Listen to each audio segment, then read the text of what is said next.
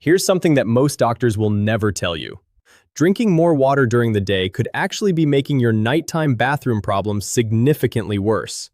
And the way you time your hydration may be doing more damage to your sleep than anything else in your daily routine. I'm Dr. Richard Ben, a practicing urologist with over 24 years of experience treating bladder dysfunction, nocturia, and age-related urinary conditions. I've worked with thousands of patients, men and women, most of them over 60, who came to me exhausted, frustrated, and convinced they had a serious bladder disease. And the truth is, the majority of them simply didn't know how to drink water correctly. Now, in my previous video, I explained the 5 warning signs that your gut is leaking toxins into your bloodstream. And that video struck a nerve with so many of you. Today, we're going to go even deeper into something that affects your sleep, your heart, your kidneys, and your quality of life every single night. A landmark study published in 2019 by Nagasaki University in Japan, one of the most cited nocturia intervention studies in recent years, found that targeted changes to fluid intake timing reduced nighttime urination episodes by an astonishing 40% in adults over the age of 65. 40%. No medication, no surgery, no expensive procedures, just a smarter relationship with water. Before we go further, I want to ask you something. How many times do you wake up at night to use the bathroom? Drop your number in the comments below. And if you're over 60, tell me that too. Your experience matters, and you might be surprised how many people are going through the exact same thing. Today, I'm going to walk you through the 3 most powerful hydration habits you need to know, ranked from foundational to genuinely life-altering. By the time we reach number 1, you will understand something about your own bladder and your own body that most people never figure out. And trust me, number 1 is not what you expect. In fact, it's the opposite of what you've been told your entire life. Don't skip ahead. Let's begin with number 3. And this one surprises almost every patient who walks into my clinic for the first time. Your kidneys are not passive filters. They are dynamic, rhythmic organs that actually change their behavior based on the time of day. During daylight hours, your kidneys are in full production mode, filtering your blood rapidly and producing urine at a high rate. But as evening falls and your body prepares for sleep, a hormone called vasopressin, also known as antidiuretic hormone, rises significantly in your bloodstream. Vasopressin signals the kidneys to slow down urine production, concentrate the urine that is being made, and give your bladder a chance to rest overnight. This is the body's natural design. The problem is, if you drink a large volume of fluid in the 2 or 3 hours before you go to bed, you overwhelm that vasopressin signal. Your kidneys keep producing urine even as you try to sleep, and your bladder fills up faster than your brain's sleep center can suppress the urge to void. A 2020 study from the University of Toronto, published in the Journal of Urology, examined 412 adults with documented nocturia and found that those who implemented a structured fluid cutoff 2 to 3 hours before bedtime reduced their average nighttime voids from 2.88 per night to just 1.6, a 43% improvement. A separate 2018 study from MRI University Medical Center in the Netherlands confirmed these findings, showing that evening fluid restriction led to a 38% reduction in nocturnal urine output volume in participants aged 60 and above.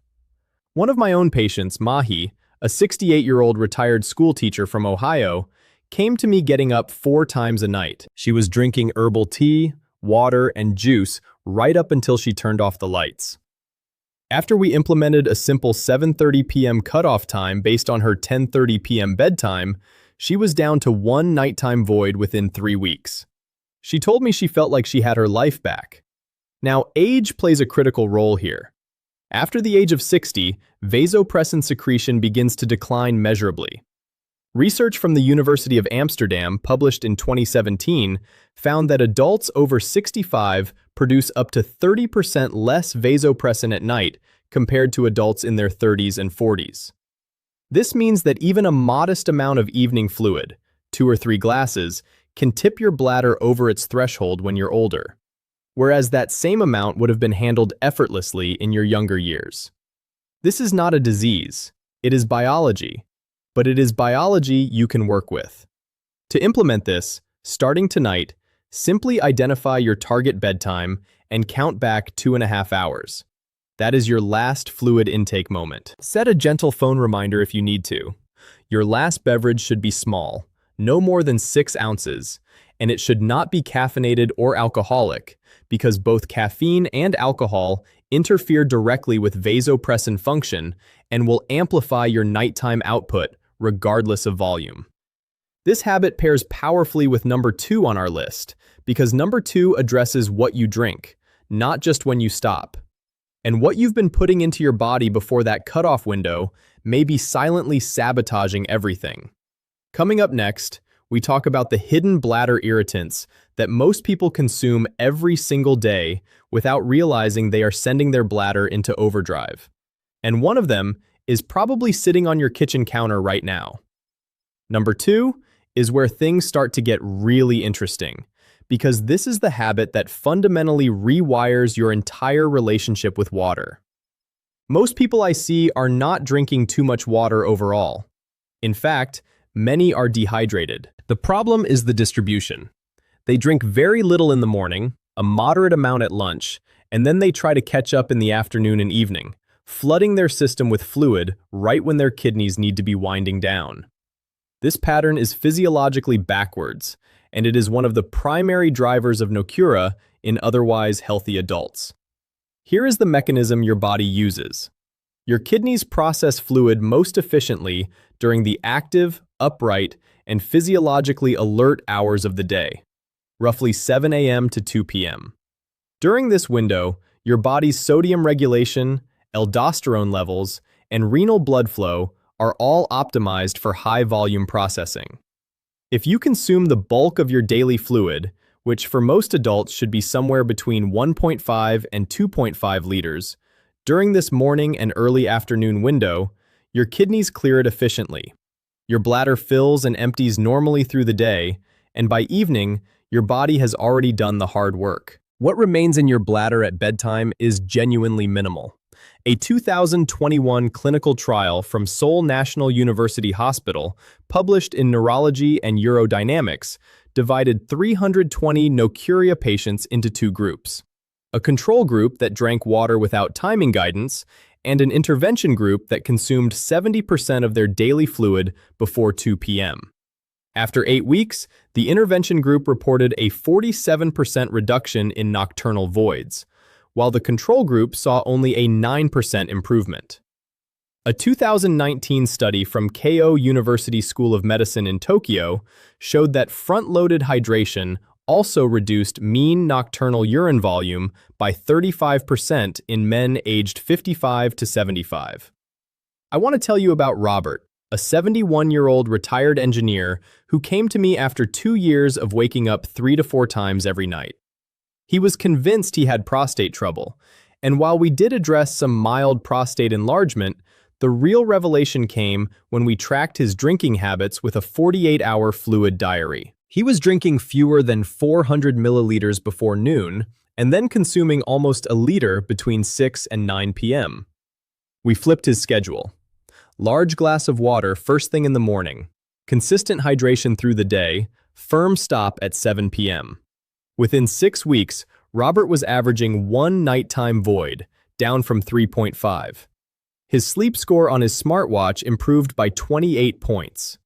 For those of you over 65, this front-loading strategy becomes even more essential. As we age, our thirst sensation weakens. A well-documented phenomenon confirmed in a 1992 study from the University of California, San Francisco that has been replicated numerous times since. This means older adults frequently underdrink in the morning because they don't feel thirsty, then overcompensate late in the day when habits or routine triggers them to drink. Breaking this cycle is one of the most powerful things you can do for your sleep. Here is how to start immediately. Tomorrow morning, before you have coffee, before you check your phone, drink a full 8-ounce glass of water. Then aim to drink another 2 glasses before noon. Set a phone alarm at 11 a.m. If you need a nudge after lunch, taper off gradually. By 5 p.m., shift to sipping only. This does not cost you anything. It does not require a prescription. And when you combine it with the cutoff window from number 3, you create a synergistic effect. Your kidneys get the volume they need early, and then they get the signal to rest that they need at night. But here is what almost no one talks about, and what I consider the most important discovery in nocturia management in the last decade. Number 1 is not about when you drink or even how much you drink. It's about something happening in your body while you sleep that you have almost certainly never thought about. And here we are. Number 1. I want you to lean in for this because in my 24 years of practice, this is the single concept that has transformed outcomes for more patients than anything else I have ever implemented. And when I first explain it to patients, almost every single one of them looks at me the same way with complete and utter surprise. The concept is this. For many adults, particularly those over 60, nighttime urination is not primarily a bladder problem. It is a fluid redistribution problem. Here's what happens. Throughout the day, if you consume a moderate to high sodium diet, which the average American absolutely does, taking in nearly 3,400 milligrams daily, according to the CDC, fluid accumulates in the tissues of your lower body, particularly in your legs and ankles. This is called peripheral edema, and it may be subtle enough that you don't even notice it. But when you lie down flat at night, gravity no longer holds that fluid in your legs. It redistributes upward, re-enters your circulation, travels to your kidneys, and is filtered directly into your bladder. This is why so many people feel perfectly fine going to bed and then find themselves urgently needing the bathroom within 60 to 90 minutes of falling asleep. A remarkable 2017 study published in the Journal of Urology by researchers at Nagasaki University, one of the most talked about nocturia papers in recent years, enrolled 321 participants and had them reduce their daily salt intake from an average of 10.7 grams to 8 grams. Just that modest reduction produced a 25% decrease in nighttime voids, with participants going from an average of 2.3 nightly bathroom trips to 1.7. A follow-up study from the same institution, published in 2020, showed that combining salt reduction with afternoon leg elevation produced a combined 52% reduction in nocturnal urinary volume. A staggering outcome for such a simple zero-cost intervention. This is where the synergy with our earlier two habits becomes explosive. When you front-load your hydration before 2 p.m., you minimize afternoon fluid intake. When you reduce your sodium, you reduce the amount of fluid your tissues retain during the day. And when you combine both with a firm evening cutoff, you send your kidneys into the night with very little work left to do. These three strategies compound on each other in ways that no single intervention can match. Let me tell you about Dorothy, a 76-year-old woman who had been waking up 4 to 5 times every night for over 3 years. She had tried 2 different medications, she had done pelvic floor therapy, and nothing had given her sustained relief. When she came to me, I ordered a simple 24-hour urine collection and a dietary recall. Her sodium intake was over 4,000 milligrams per day, well above recommended levels. And her nighttime urine output was 68% of her total daily urine volume. That is a textbook sign of nocturnal polyuria driven by fluid redistribution. We implemented a sodium reduction to under 2,300 milligrams, added an afternoon rest period with her legs elevated for 30 to 45 minutes, and combined that with the hydration strategies we've already discussed. Within 8 weeks, Dorothy's nighttime voids dropped to 1 to 2 per night. Her total nocturnal urine output fell by 44%. She wept during our follow-up appointment. After 60, this mechanism becomes dramatically more pronounced for 2 reasons. First, the venous walls in the legs become less elastic, making it easier for fluid to pull in soft tissue. Second, the heart's pumping efficiency often decreases slightly with age, meaning less fluid is returned from the legs during daytime activity. Research from Johns Hopkins University published in 2016 confirmed that adults over 65 with even mild cardiovascular aging show significantly higher rates of nocturnal polyuria related to this positional fluid shift compared to younger adults. Here is your action plan starting today. First, Spend 1 week honestly tracking your salt intake. Read labels. The biggest hidden sources are bread, canned soups, deli meats, and restaurant meals. Aim to get below 2,300 milligrams per day, and if you can reach 1,500, even better.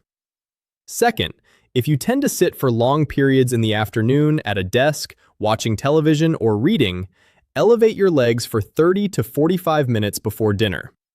A pillow under your calves works perfectly. This simple position shift allows your circulatory system to return that pulled fluid to your bloodstream and kidneys while you are still awake and upright. So your bladder handles it before bedtime instead of at 2 a.m. Third, and this ties everything together, combine this with your morning hydration habit and your evening cutoff. This trio of strategies works as one unified system, and the results for patients who implement all three consistently are truly remarkable. Now, let's bring it all together. Let's bring this home. Number 3, establish your fluid cutoff 2 to 3 hours before bed because your kidneys need that time to wind down alongside the rest of your body. And if you're over 60, your vasopressin system needs that buffer even more urgently than it did when you were younger. Number 2, front-load your hydration. Drink the majority of your water before 2 p.m. when your kidneys are physiologically primed to process it efficiently, and your bladder can do its job during normal waking hours. And number 1, the one that changes everything. Reduce your sodium and elevate your legs in the afternoon to stop that silent, invisible flood of fluid that migrates from your legs to your bladder the moment you lie down at night. Here's what I want you to hear most clearly. Improving your sleep, your bladder health, and your nighttime comfort is absolutely possible at any age. These are not cures reserved for the young. They are biology-backed strategies that work precisely because they work with your aging body, not against it. Now, I want to know which of these three will you start first? And what is your biggest challenge when it comes to waking up at night? Tell me in the comments. I read every single one, and your question might become the subject of my next video. If this helped you, please hit the like button right now. It tells YouTube that this information is reaching the people who need it most. Subscribe so you don't miss what's coming next. Share this with someone you love who is losing sleep, and leave your thoughts below. Your body is not broken. It is simply waiting for the right information. And now you have.